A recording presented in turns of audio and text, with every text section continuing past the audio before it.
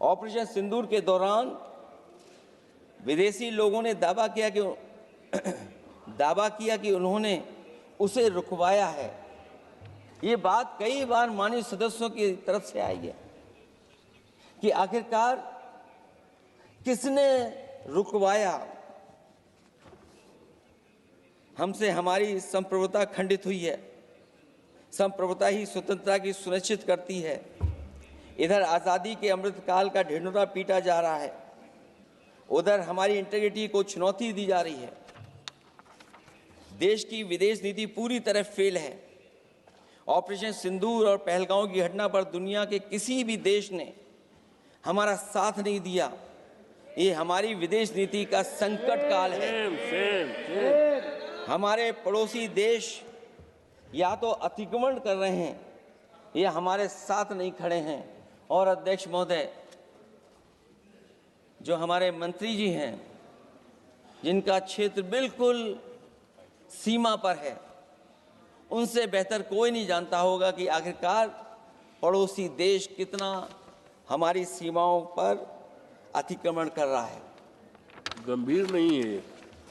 समाजवादियों ने हमेशा देश की सरकारों को चिताया है कि असली चुनौती और प्रतिद्वंद्विता किस देश से है, कौन पूर्वोत्तर की सीमाओं में इंक्रोचमेंट कर रहा है।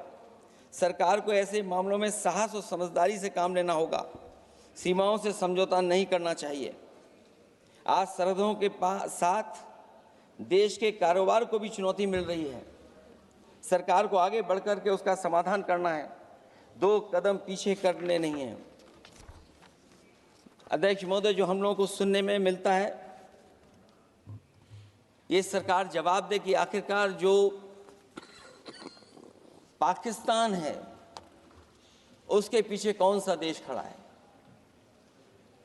आखिरकार हमें चीन से उतना ही खतरा है जितना हमारे देश में आतंकवाद से खतरा है।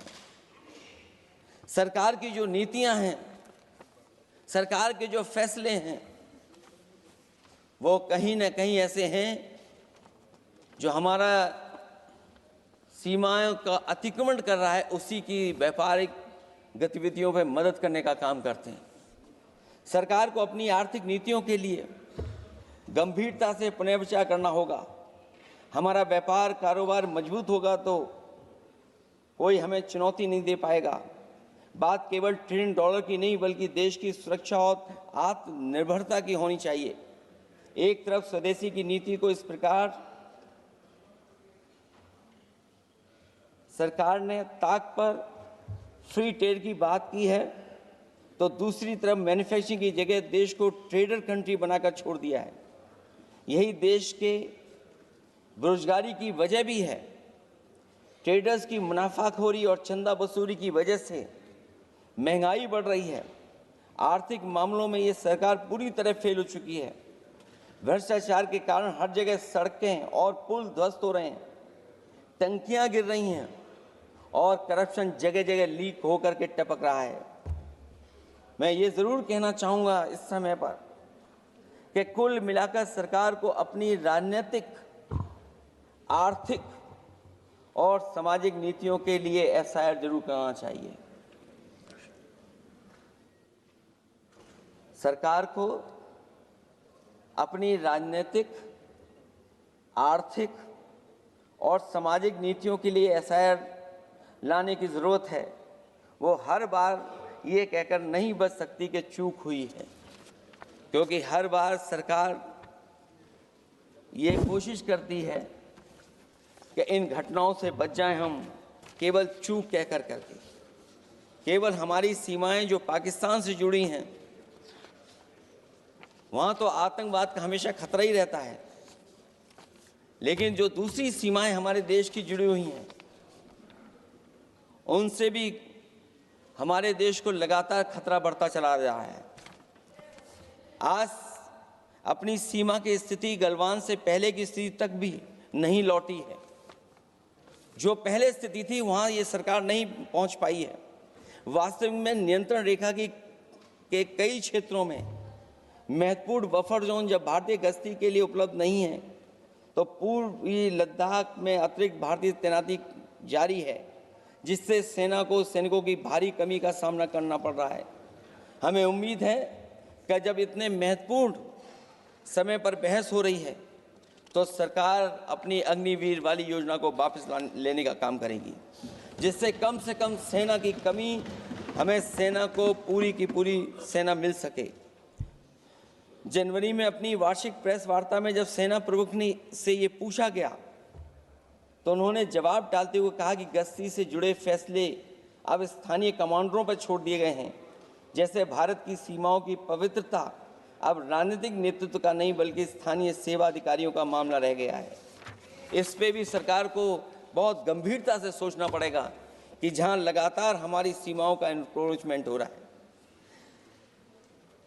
चीन ने भारतीय वाहन निर्माताओं के लिए आवश्यक दुर्लभ खनिजों की आपूर्ति रोक दी है। सुना है कि बुलेट ट्रेन प्रोजेक्ट के लिए सुरंग खोदने वाली मशीनें, डीएपी जैसे उर्वरक और यहाँ तक कि कई बड़ी कंपनियों की रणनीति के तहत उनकी सप्लाई रोकने का काम किया है। जहां हम एक तरफ आत्मनिर्भर का नारा दे रहे हैं, वहीं हम किस पर निर्भर होते चले जा रहे हैं, ये भी विचार करने का सवाल है। सुनने में आ रहा है कि कुछ महीनों के बाद सरकार बीजिंग में मंत्री अधिकारी सब मिलकर के कोई बहुत बड़ी मीटिंग होने जा रही है। कहीं ऐसा तो नहीं है जो कूटनीतिक भागदौड़ चल रही है, कहीं कोई हमारी कमजोरी तो नहीं उजागर कर रही है। इसलिए जहां हमें पाकिस्तान से खतरा है, उसकी सीमाओं से हमारा आतंकवाद आ रहा है, वहीं जो उसके पीछे खड़ा हुआ देश चीन, उससे भी हमें सावधान रहना पड़ेगा।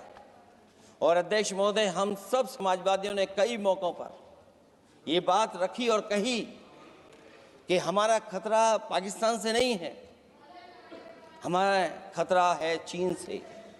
न केवल वो हमारी जमीन छीन रहा है समय समय पर, बल्कि हमारे बाजार को भी छीनने का काम कर रहा है। इस सरकार को कहीं न कहीं आतंकवाद को और पाकिस्तान को लगाम लगाने के लिए 10 या 15 साल का ऐसा फैसला लेना चाहिए जिससे कि वहां से हमारा कारोबार कम होता चला जाए। और अगर हमारा देश महोदय कारोबार कम नहीं होगा तो हम अपने देश को आत्मनिर्भर भी नहीं बना पाएंगे। ये जो आत्मनिर्भर का नारा है, कहीं ऐसा तो नहीं है नारा कुछ व्यापारियों को लाभ पहुंचाने के लिए हो रहा हो। क्या व्यापार और राजनीति का संबंध ऐसा हो सकता है